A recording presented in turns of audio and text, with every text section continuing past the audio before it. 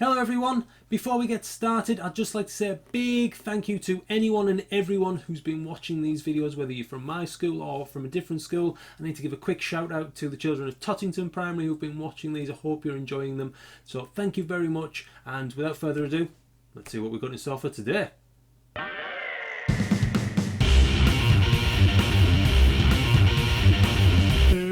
History. So this week we're going to be thinking about the achievements of the Anglo-Saxons and the Vikings. So first of all, we need to have a think about some of the greatest achievements of other people that you've studied in history. So think about the Romans and what they were able to do. What did the Greeks come up with? Did the Egyptians manage anything special? Have a little think. Now it's important that we think about other civilizations so that we can put the achievements of the Anglo-Saxons and the Vikings into context, which means that we can compare them and say who we thought achieved more or which achievements we thought were better or more beneficial. So the achievements of a civilization or a group of people usually have some sort of impact, whether it's to the group themselves or to a group further afield, which is why we need to think about the difference between national and international impacts. And impact means that it affected people in some way. So what do you think is the difference between national and international? Have a little think. National and international.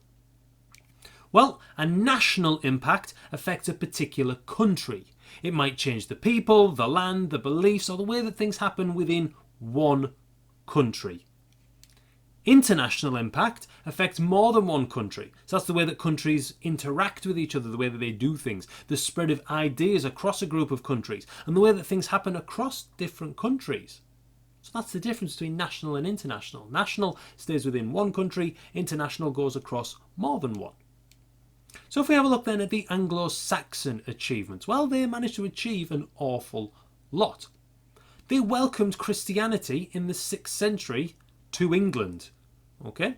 The Romans had allowed Christianity to be practiced and it became the official religion of the Roman Empire towards the end of Roman Britain, but it never really took hold, and then things kind of reverted back to the kind of pagan ways of believing in lots of different gods. But actually, the Anglo-Saxons, they took Christianity on board, and funnily enough, we are largely a Christian country now. They gave us the idea of England as a single country. It's actually named after Angle land, the land of the Angles. That's where we get England from. And we know that the country became more unified. We saw that last week when we saw that lots and lots of kingdoms were set up, these big chunks of land instead of these little tiny kind of tribes. Even when the Romans were here, there was still lots and lots of different tribes, whereas when the Anglo-Saxons came, that's where we saw these big chunks of land come together, which actually gave us more of a country. Some of the greatest literature and poetry in English history came from the Anglo-Saxons. So if you take something like Beowulf, the story and the poem of Beowulf, that is certainly one of the oldest poems in history and one of the longest as well, and one of the most important pieces of writing from the Anglo-Saxon period. King Alfred the Great decreed that learning and education should be restored. We know Alfred the Great, we've met him several times, and he was one of the people that championed education and said that people should learn, that the greatest tool is education. And we know how important that is at the minute. The Anglo-Saxons wrote a codex of laws, which is kind of like a book of laws, a set of laws, which gave us the basis for our parliament today. It started with the Anglo-Saxons. It wasn't exactly the same, but some of those rules have carried on throughout history and given us the basis for parliament today. Monks, Anglo-Saxon monks recorded important events in something called the Anglo-Saxon Chronicle and other important works too. And that's why we know more about this period than we do, say, something like the Stone Age or the Bronze Age, because people weren't writing things down. Whereas in the Anglo-Saxon period, these monks were writing things down, and that's really, really important in us understanding what happened at the time. And the Anglo-Saxons never left. So unlike the Romans, who came, stayed for a bit and then went, the Anglo-Saxons never left, and many of us still today have Anglo-Saxon ancestors. That means that if you traced your family's history back far enough, you might find that actually your family have Anglo-Saxon roots to them as well. And they gave us many place names and days of the week, and really interestingly for our area in particular, if we look at places like Ingleby Barwick, Ingleby means English village. By is the Danish word for village, So it's the English village. And Barwick means barley farm or barley fields. So we've got the English village with barley fields in there. Now, funnily enough, if you're from our area, you'll know that there is a school in our area called Barley Fields for exactly that reason. When we look at Stockton, stock means logs or wooden post, and ton means village or farm. So this was a farm made of wooden posts. And we still have those names today. And we also get things like days of the week from them. Monondag, Duasdag, Wodnesdag. And we still have those today, just in a slightly different format. So now let's have a little look at the Viking achievements. Well, again, lots of Viking language has remained in English. So lots and lots of place names. So if we look at things like Rosebery Topping, the word topping comes from the Danish word toppen, meaning hill. And Rosebery is the little village that is near Rosebery Topping. And actually, the name of this was actually called Odin's Bjorg, which meant Odin's Hill. And we know that Odin was one of the very famous Viking gods as well. So that's an incredible link. And Thornaby was named after a very famous Viking called Thormod or Thormoth. And the name of it has changed a lot over time until we've gotten to the point of it being called Thornaby. And words like knife, egg and slaughter and lots of other words, they've stayed in the English language and they actually came from the Vikings.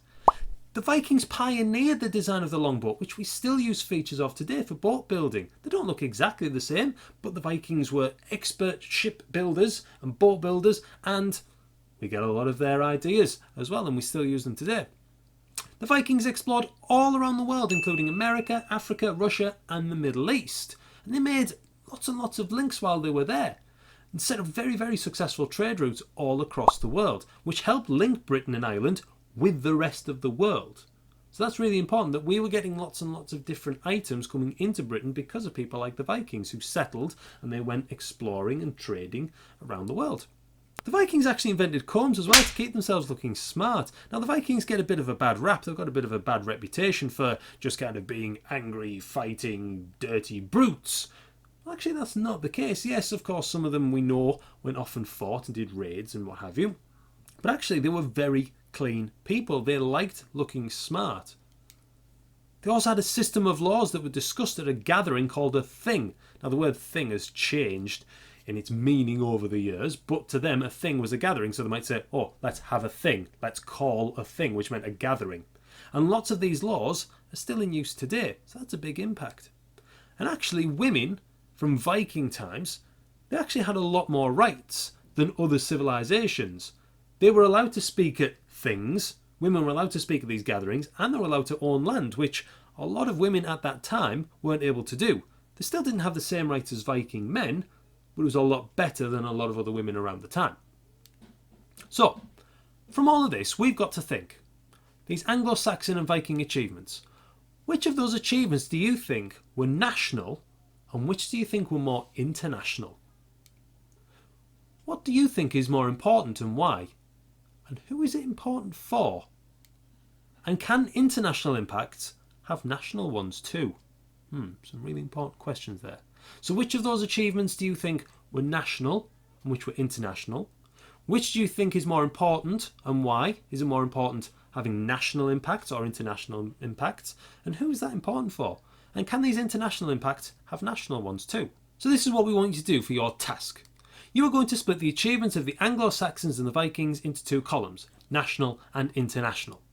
When you've sorted them, write a short paragraph about who had more of a national impact on Britain and who had more of an international impact. So do you think that the Anglo-Saxons had more to do with the shaping of Britain today?